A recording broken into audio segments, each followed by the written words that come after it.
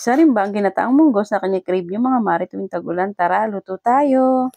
Una po ay kailangan lang isangag ang munggo.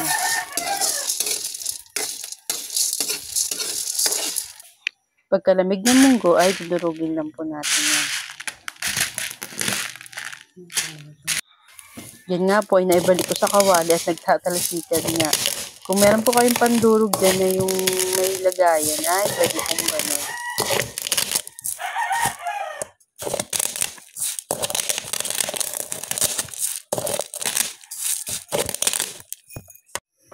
Ngayon naman po at magsasalang na ako ng tubig para pakuluan. Meron pala ako ditong nahinging sabaw ng nyug sa palengke. Na isama ko po yung para pang sabaw.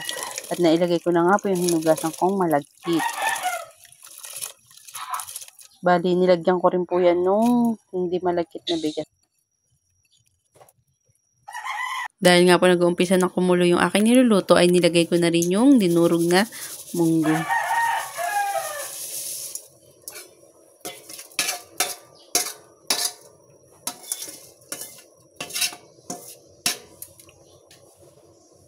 Dito nga po ay malapit na maluto yung ating ginataang munggo. Naglagay na po ako dyan ng asukal.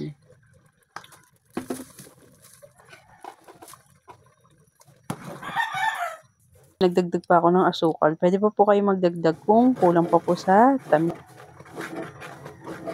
Pagkalagay ng asukal ay naisunod ko na rin yung gata.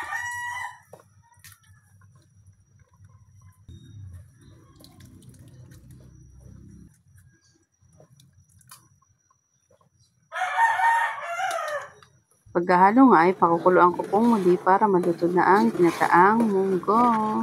Nagdagdag pa nga pala ako rito ulit ng asukal dahil nakukulangan pa nga ako sa tamis.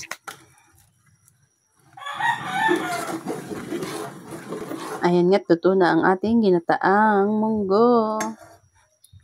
Try nyo na rin magluto mga mare, masarap to lalo na pag tag-ulan. Pag isi-serve na po, pwede rin kayo maglagay ng powdered milk or evap.